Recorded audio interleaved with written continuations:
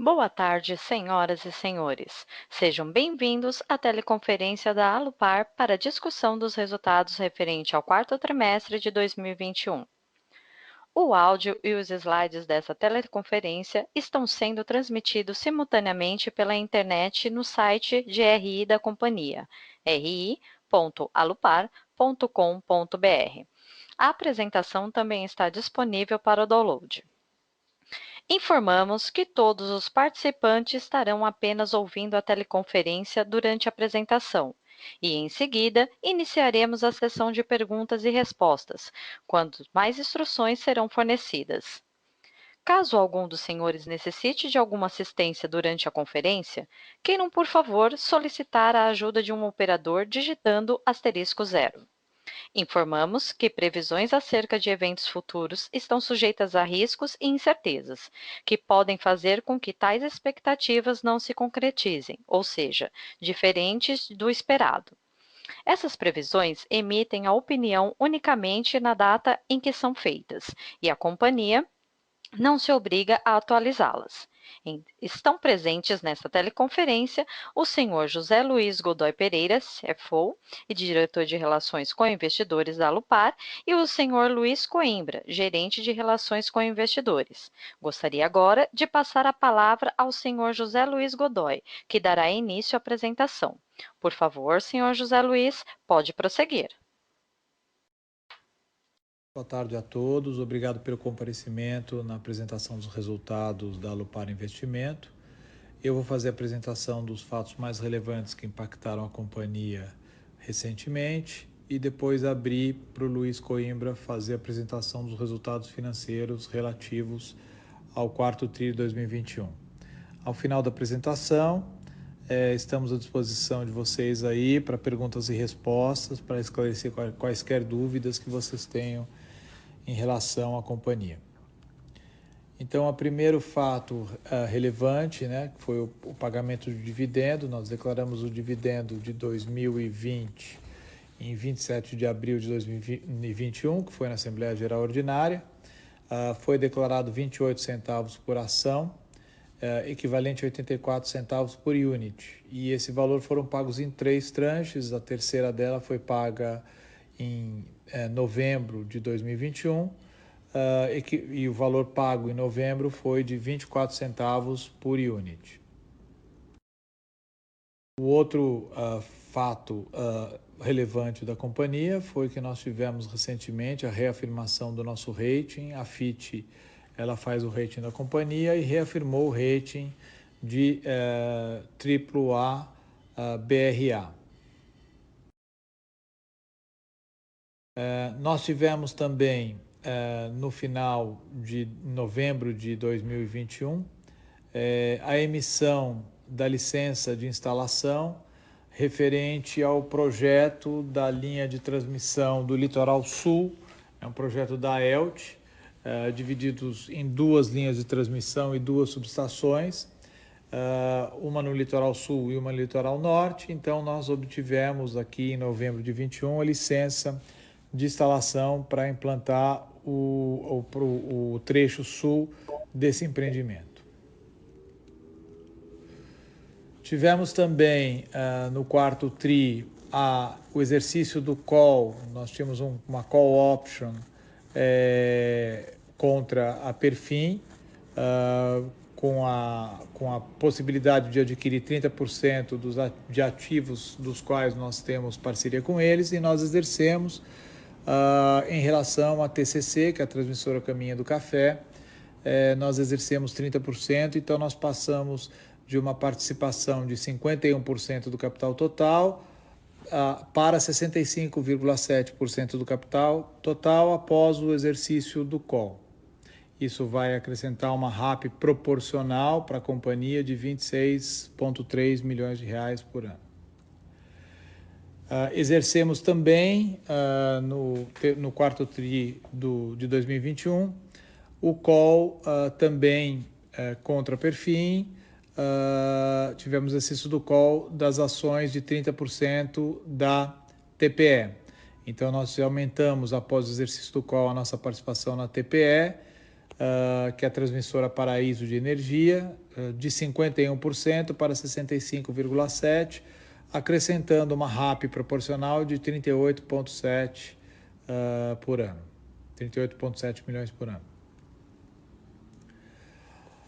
O outro fato também relevante da companhia é que nós tivemos a obtenção da extensão do prazo de implantação do nosso projeto da TCE. Esse projeto é um projeto na Colômbia e nós, a licença por uma série de questões lá tiveram uma série de atrasos, teve a questão do Covid, que teve impacto todo na emissão da licença, e com isso nós solicitamos e obtivemos agora no quarto TRI a autorização para estender o prazo de implantação em 580 dias.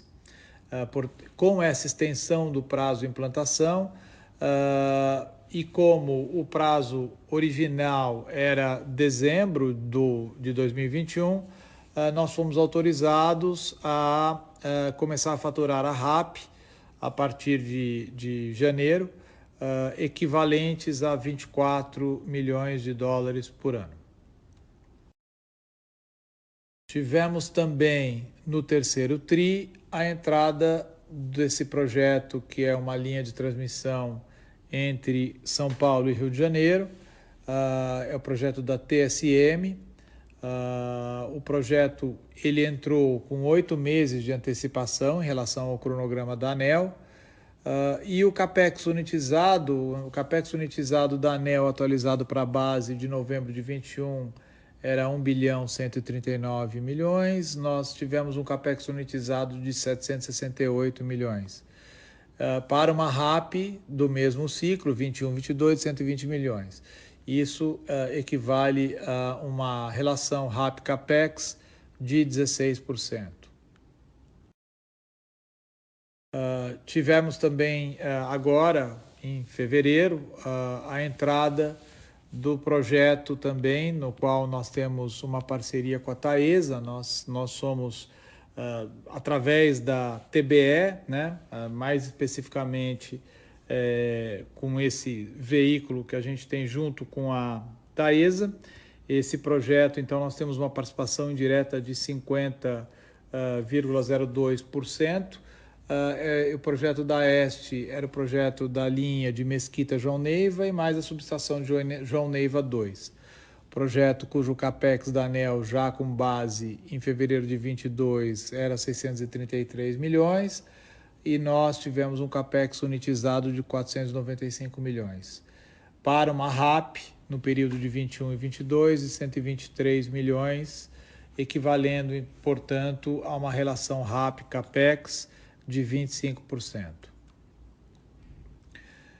Tivemos também um fato impactante para a companhia, que passamos a ser signatários do Pacto Global da ONU. Isso vem de uma preocupação nossa com relação ao ESG, e nós estamos fazendo bastante trabalhos e focando muito nessa questão do ESG na companhia e tentando ficar cada vez mais uma companhia aí voltada às questões de meio ambiente, direitos humanos, trabalho, compliance, anticorrupção, focando muito nessas questões aí de governança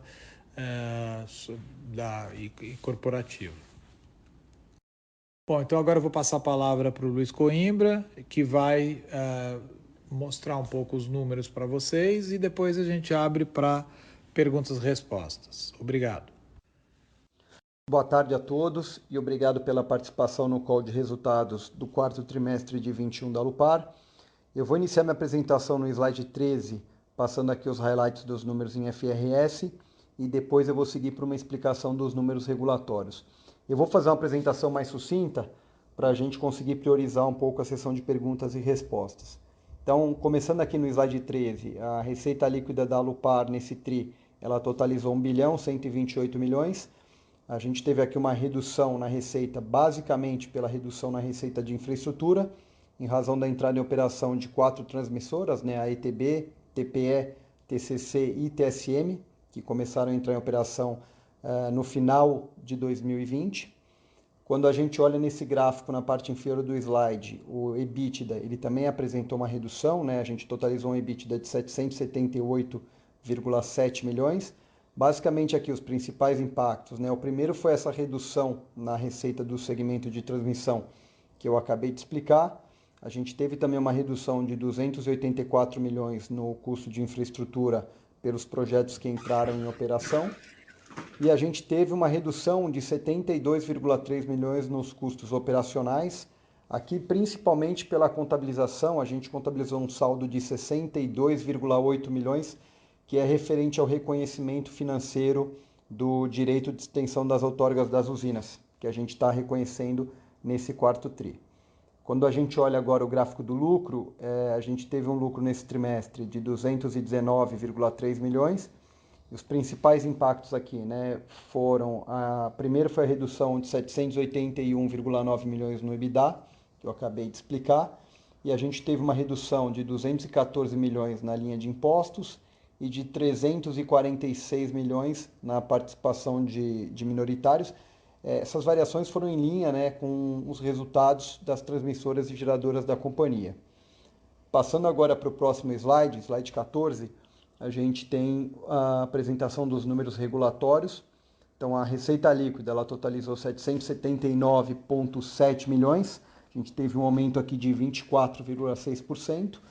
Então, basicamente, aqui a gente teve um aumento de 137,2 milhões no faturamento das transmissoras, né? 81,5 em razão da entrada em operação de novos ativos, e 58,8 milhões em razão dos reajustes das RAPs. Né? A gente teve um reajuste de 8,06% para os contratos indexados em IPCA e de 37,6% para os contratos em IGPM. A gente também teve um aumento de 11 milhões na receita do segmento de geração. Né? Basicamente aqui foi o reajuste dos contratos de venda de energia e a estratégia de sazonalização. A gente acabou tendo mais energia alocada nesse trimestre quando comparado com o quarto TRI do ano passado. Olhando aqui o EBITDA, ele totalizou 593,7 milhões nesse TRI, teve um crescimento de 42,5%. As duas principais variações nessa conta, né? A primeira foi o aumento de 149 milhões no faturamento, que eu acabei de explicar, e a redução de 47,4 milhões nos custos operacionais.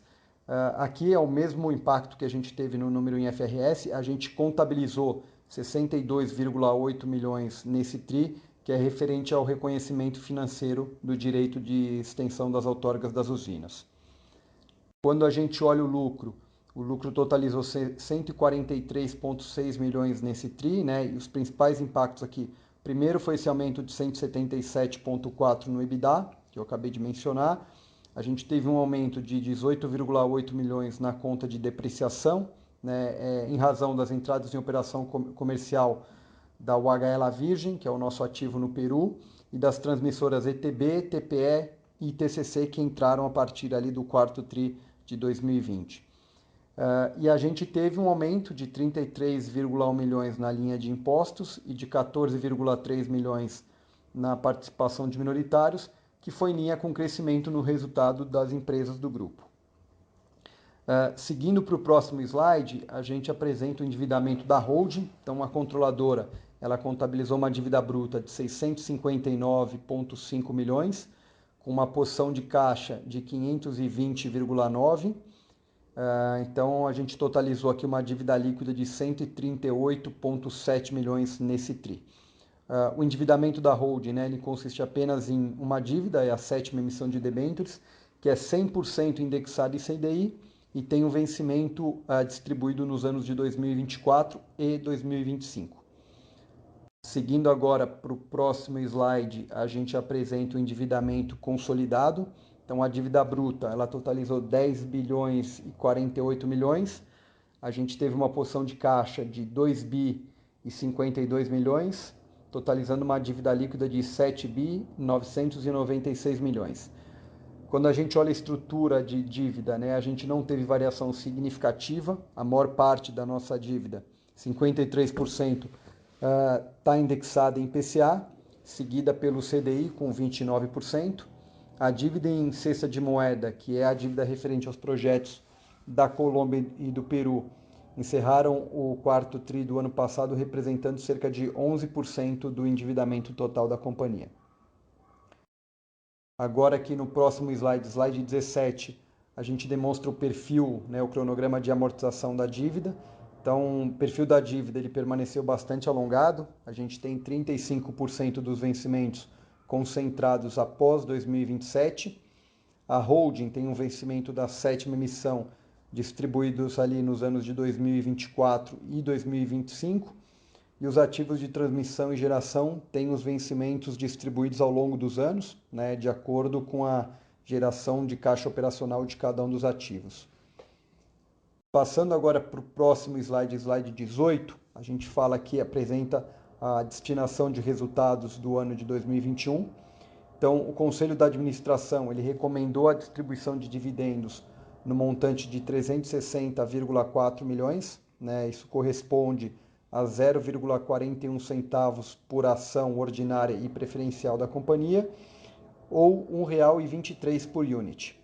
O pagamento está previsto em 3 tranches, né, sendo 131,9 milhões pagos em maio e em agosto, e o saldo remanescente, 96,7 milhões, previstos para serem pagos em novembro.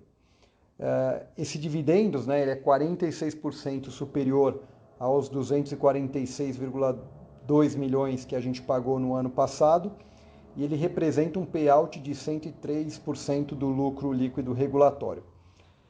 Com isso eu finalizo aqui a minha apresentação e a gente pode dar seguimento para a sessão de perguntas e respostas. Obrigado.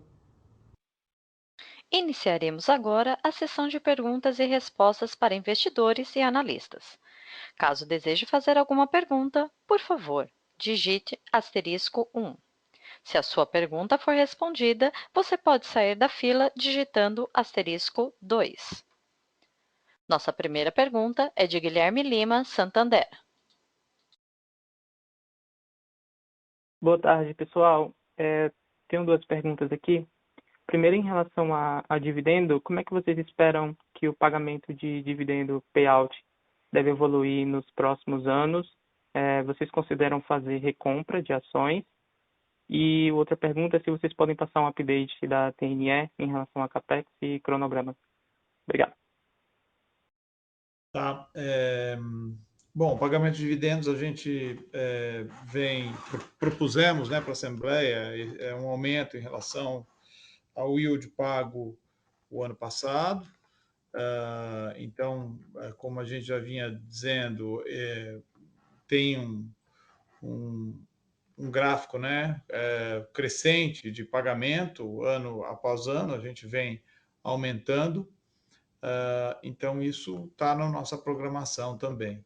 Com relação à TNE, estamos conversando com todos os envolvidos aí para tentar sair do impasse, né? Existe um impasse aí na TNE com a comunidade indígena,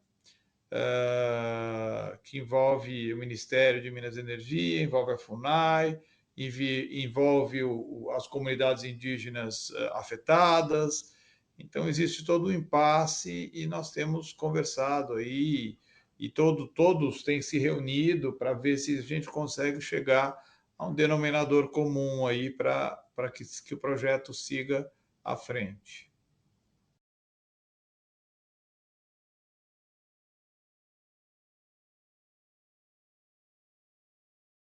Nossa próxima pergunta será via webcast, Sr. Peterson Silva. Aparentemente, a Alupar não participou do leilão ao final do ano passado. Houve algum motivo? E qual a expectativa para um grande leilão previsto para junho e julho? Tá, a Alupar participou do leilão de transmissão, né, do final do ano passado, mas não foi vencedora, porque a gente avaliou o nível de retorno muito baixo, inclusive, em alguns casos, até negativo. Então, a gente participou e não ganhou nenhum projeto, não. O que nós vamos fazer, tem novos leilões aí sendo programados e vamos continuar participando aí. No momento que a gente achar que que tenha possibilidade, né? Nós vamos bidar no que a gente acha que é viável e que gera valor para a companhia e iremos ter sucesso aí quando surgir essa oportunidade.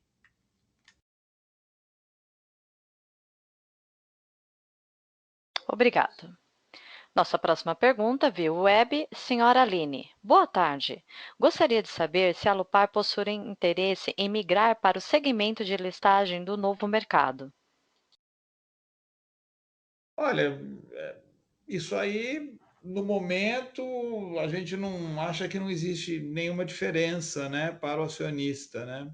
Isso pode ser algo a ser estudado, mas, enfim, existe uma questão regulatória toda que envolve os ativos da Lupar, então a gente não tem uma posição nesse momento de estudar esse assunto. É o que eu posso dizer por agora. Obrigada. Lembrando que para fazer perguntas, basta digitar *1.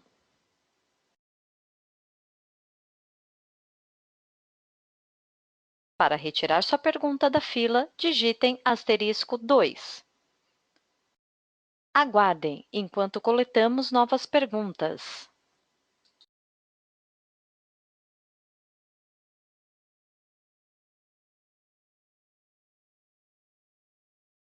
Nossa próxima pergunta.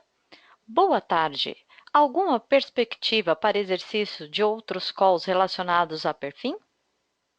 É do senhor Fábio Rovai. Olha, isso tem um cronograma aí que a gente está, mas o que eu posso dizer é que a gente tem a expectativa de exercer esses calls o mais rápido possível, né? Porque o custo do call é um custo um pouco mais alto, né? A gente tem um custo de 7,3% mais variação do IPCA. Então a gente vem reciclando isso tudo e o exercício antecipado desses calls faz parte dessa reciclagem. Obrigado.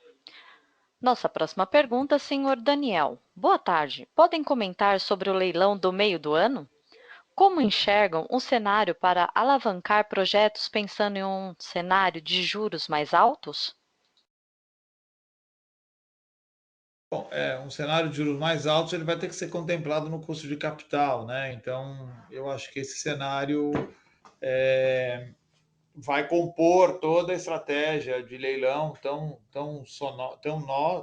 não somente nossa, mas como de outros players aí do mercado, né? Então, isso vai ser considerado. Com juro mais alto, automaticamente vai ter um custo de capital maior.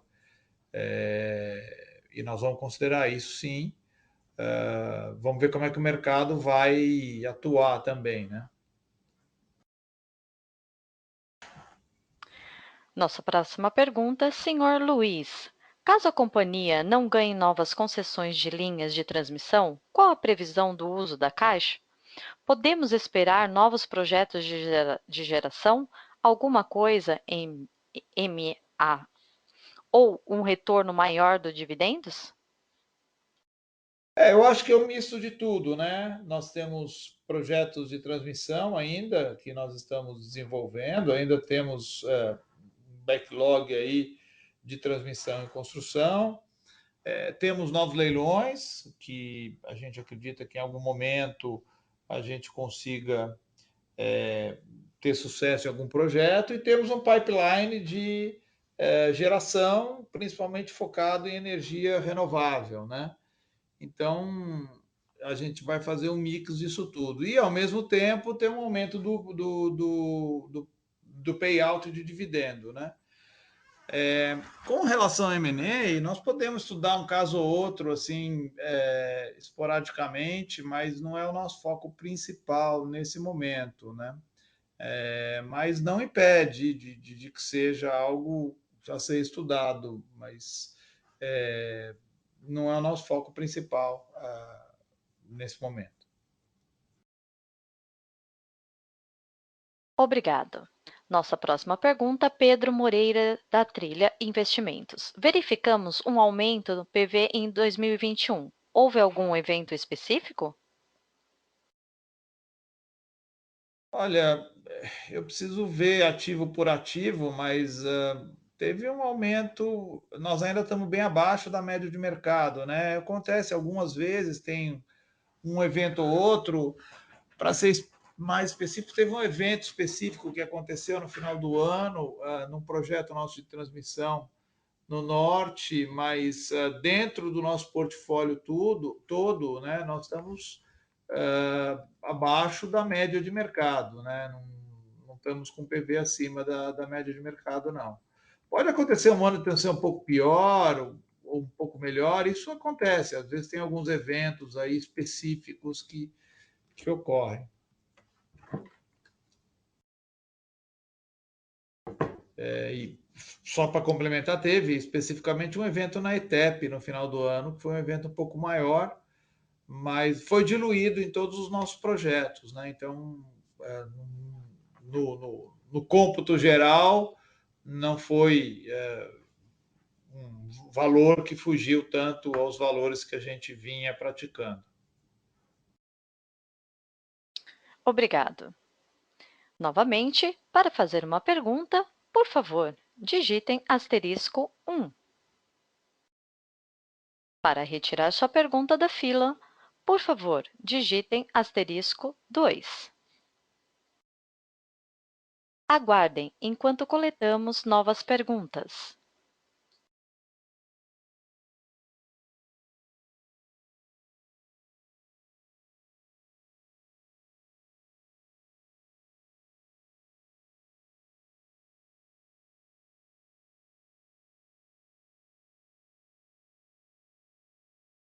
Lembrando que para fazer pergunta, por favor, digitem asterisco 1.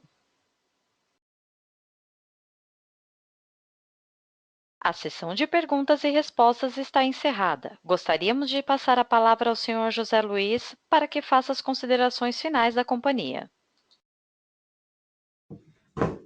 Ok, então, mais uma vez, agradeço a todos a participação e fico à disposição de vocês aí para qualquer dúvida que vocês tenham. A nossa equipe de RI está à disposição de vocês. Obrigado e até a próxima apresentação.